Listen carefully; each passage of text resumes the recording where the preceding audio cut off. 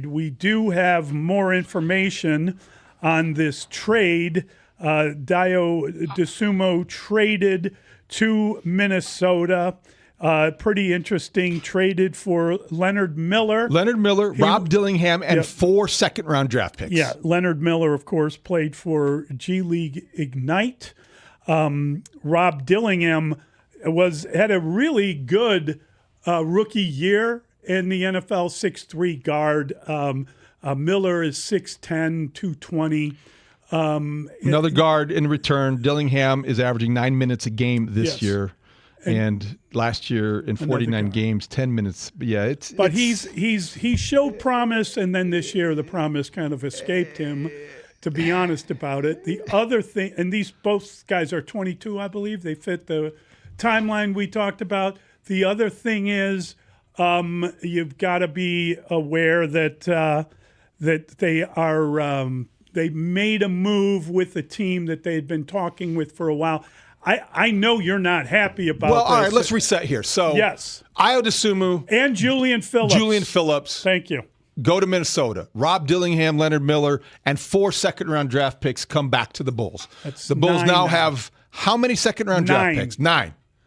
9 second-round draft picks. 5 trades in the last 24 hours. The 6th one came Saturday, where they collected 2 more second-round draft picks. What are they doing with all these second-round draft picks? What is the end game here? Will it be before 2 o'clock today? I doubt it. They have now gotten rid of every expiring contract that they went into the deadline trying to unload. Right. They have accomplished a lot in terms of activity. What have they accomplished in terms of progress? That's impossible to answer right now. I don't like Ayo Dosunmu being traded. It might be a sentimental reaction. This is sports. It's emotional. You become attached to certain guys. I loved everything about Ayo this year. He had a great month of January. He's a local guy. He loved being a Chicago Bull. His family loved being there when he was a Chicago Bull. I understand it's a business, but I'm entitled not to like this one. Actually, I'm entitled to hate this. Well, I hate this move. Dustin, can we look up in the Guinness Book of World Records how many second-round picks is the record? If they have 9 currently, I can understand. I can understand it. Mean? I don't want to get carried away, but I was just coming into his own. Listen, they went into this week with a bunch of expiring contracts. They still have a lot of expiring contracts, but not with the players that they had. So Vooch was obviously traded. We know that. They traded Kobe White. They traded Ayo Dosunmu. They have moved a lot of guys on expiring deals and a lot of guys that have been here for a period of time. I'm not surprised they traded Ayo because, as we discussed this morning, they had been in talks with Minnesota for a long time about one of these deals, and it would appear that they finalized the trade today. Bobby Marks from ESPN, their analyst, just tweeted this. The Bulls have added 9 second-round picks in the last week and 14 total. That's his information. I understand what they're doing. We have a clearer So they got 14 second-round picks now?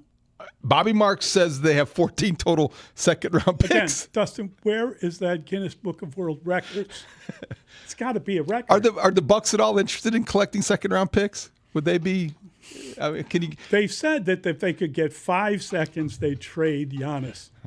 You may be able to you might get 3 of him in here. How many seconds does it take to get alienated? Yeah, very quickly, apparently. It takes only seconds. Only seconds away. And we are talking about the trade of Ayo Dosunmu. The trades continue. The Bulls have just completed a deal with the Timberwolves, sending Ayo, local guy made good, Morgan Park High, Illinois star, and a guy they did a very good job of picking up and creating into a good player. He probably created it himself. He developed Yes, he did develop. in a way that most second-round draft picks don't, and he No. deserves a lot of credit for that. And he probably got them more in return than Kobe White Think did. about that. If you look at the numbers of those two deals. 4 second-round picks, 2 Yes. players. Now, Yes. the Kobe White deal did not include a second component like there are 2 players, so Julian Phillips and Julian Ayo. Phillips probably got you at least 3 of those. But he is an asset. Is he? Well, he's He's first. a player. Julian Phillips, yeah, they invested some I think time and money and my hope. headline would be no Frenchman in this deal. No. Listen, Rob Dillingham was a very highly thought of player before the year began. In fact, they thought he was going to be their point guard of the future, and it did not take place. He took a step back. That's interesting. Leonard Miller came from G League Unite. Brandon, did he play with Matas Buzelis? He did. I just checked it down. He He did did play with play- the G League Ignite. Okay. Did he play well with Matas Buzelis? Well, they were both on the same. I don't care if he's on the team. Oh, I'm just telling I don't you. care if he had the same uniform. He's Canadian. I don't David, care so just about back off. that. He's of the nationality. They're going to share a nice Canadian. embrace and what have you been Listen, up to? How's the family? That's they great. didn't- they- Can he rebound? They never won a game. Can he defend? That G League Ignite, they never won anything. They got beaten up by grown men. But he was another high school kid. They're both 22. Perfect training. I mean, Perfect training. Yes. Because this Bulls team's going to lose a lot. And gonna lose a lot. I'm not defending this move. You are but so defending it. No, you are Walter Payton at the goal line. You are Over the up top. and over the top. You are. I've never seen you. No, I'm fine. Your response. No, it isn't. You're not fine. I'm fine. You've. I mean, are you still in or are you checking out? Are we okay? Can we finish the show at least? I'm going to try to. You're I'm upset. going to try to explain this. You love the local guys made good. I love the arc of Ayo's story and career. Yes. And I think it was hard, and it's impossible if you live here, if you cover sports here, not to appreciate just what he did. Mully, he was a guy that thought he was going in the first round. He was overlooked. He got drafted in the second round. He wasn't ever counted on to be that guy. And I really feel like in the last 6 weeks, maybe 2-3 months, he was on the verge of becoming that guy. His fourth quarter, forget the opponent now, he scored 15 points in the fourth quarter. He had a month of January where he started to emerge. He is a quality combo guard. And I know it's easy to get a little bit sentimentally attached to somebody who is a local story and you like the character that he brings into the locker room. And I know this is all part of the process. The Bulls now have unloaded all of their expiring contracts. They're in full tank mode. Dustin was right. Do credit where it is deserved. He said that this was going to be a tank hashtag for, who did you have him tanking for? Boozer. Boozer. Okay, tank for Boozer. Hashtag tank for Boozer. Don't tank for Boozer. Don't start that stuff, man. Hashtag tank for Boozer. Okay, so And bring John Shire with him while you're at it. here's the other thing I don't like about the remaining 31 games. Every time they win now, Yeah. Okay. if they happen to win a game here or there, He's going to be upset. no, we're going to be like, oh God, isn't that terrible? The Bulls won. We're We back should, there. We should celebrate the losses. I don't do that. we should We're not doing celebrate that the here. losses. We're not doing that. What are we going to do tomorrow? Didn't they just they added Mac McClung to their team because they don't have enough players in Toronto tonight, and they just got a Canadian in Leonard Miller. Why aren't we talking about him? He would have no passport. You know what nobody's issues. talking about is that Leonard Miller. Okay.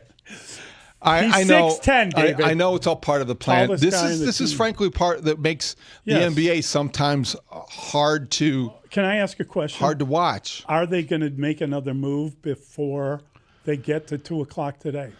Well, I keep asking that question, and I asked it after the Kobe trade. I asked it after this trade, and I think it's fair to wonder that they are accumulating. Now they have as many as 9 second-round draft picks. They do have some young tradable assets that would be of interest to other teams, perhaps. I don't know, Mully. What's untouchable? Is there anybody on that roster who you wouldn't trade? Trey Jones. He's next. He's Trey next. Jones. He's I bigger. just But he feel like doesn't him have or an one of the players they just got. He doesn't have an expiring deal, though. But still, though, I just feel like they would trade him, too, on top of that. I don't think it's just about the expiring deal. I think it's just more about what can you get for these players. They just can't stand the look of any of them. Why can't they get anything for Patrick Williams? Oh, I wonder. Could it be connected to his contract? 312-644-6767. And I'm glad you brought that up. Do you know what frosts people in sports more than anything? When you have a team and you can't get rid of a guy because he's paid too much. So then you have to get rid of a guy who is worth more and better value, but unfortunately he has trade value because no one wants to pay for the big contract you gave someone. That extension drives people insane. That extension is one of the gifts that keep on most giving. Unfortunate moves and the most kind of ill-conceived ideas. People hate that in sports. Yeah. Mike is in Evanston. Hey, Mike. You guys remember the Titanic? It only sank once, right? Yes, sir. This is a sequel every 3 or 4 years.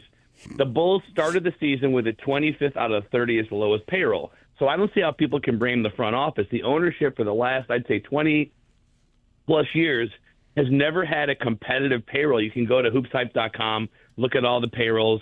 It's a small market payroll. And keep in mind, unlike the Bears, who don't even own their stadium and spend a ton of money to, in a sense, tank to come back, the ownership, they own the United Center.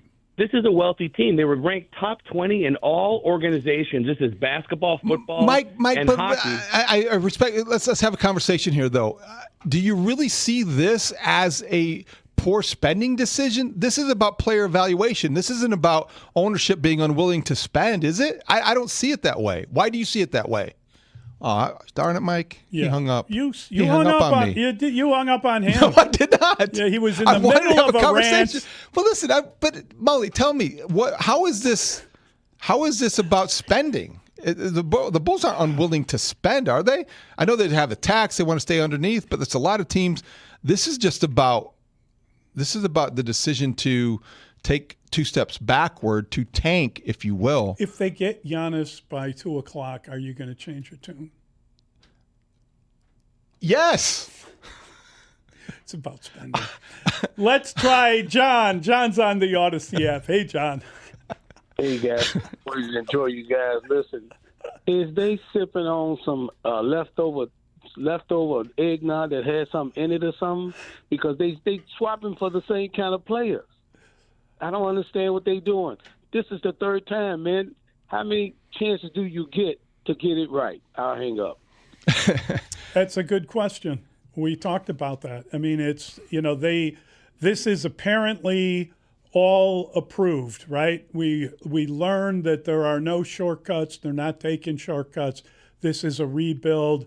They've been trading guys all week, and now it's hit. I don't know if it's hit critical mass. This is just a fact of professional sports in front offices, and you can vouch for this, I believe. And if not, correct me.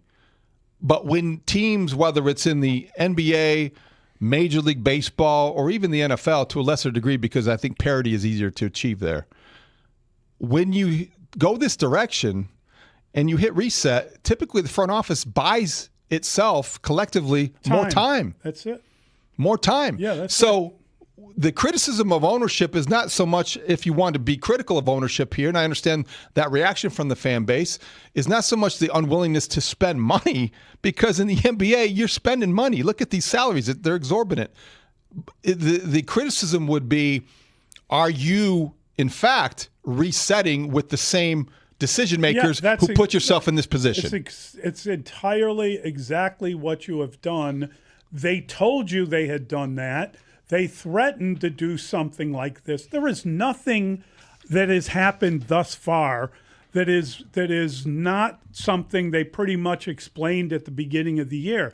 The only difference right now from the Bulls from the past couple of years is that they are no longer going to get their 39 wins and make it into the play-in game. And guess what? It doesn't appear as if they want to. But just from if we're looking at what they've talked about, they now have more players that fit the timeline that they are exercising at this point. And that's, you're adding more 22-year-olds. You added a 23-year-old in Jaden Ivey. You are getting You're not rid getting of better. You've gotten rid of a 35-year-old, and you got a 27-year-old who may or may not be a part of your future. You got another guy who's 26. I don't know that they fit into what you're doing because those contracts are expiring. The mystery though is I mean, I'm dead serious. How do all these second rounders help you? How many of those does it take to bring in? If you've got 9 second-round picks in the last week, how, like, number one, why? Number two, have they ever done anything like this before, and how's it going to work? They have not done anything like this before. Is the Joker available in the second round this year? Unprecedented. As far as the Bulls are concerned, I do believe the Oklahoma City Thunder collected draft picks, but they had first rounders too. That's a pretty good collection. Yeah. I wish that second round picks were like you could collect, like, okay, for every 5 second round pick you can trade in for a first. You know, the other thing that they've done is they've gotten, like, you don't have Shai Gilgeous-Alexander, but you did get Josh Giddey. You know, you don't, like, it's almost like you're getting the secondary star from a team. The guy that was going to play the position the other guy has mastered. Well, Jaden Ivey was expendable because Cade Cunningham emerged. Exactly. And same with Josh Giddey with SGA emerging there. Yes. It's a very good point, and it's an interesting dynamic. What you would love about that scenario is if you were adding these players that would be complementary pieces to a foundation that has a superstar. Maybe that will be the case by 2 o'clock, but it is somewhat unlikely.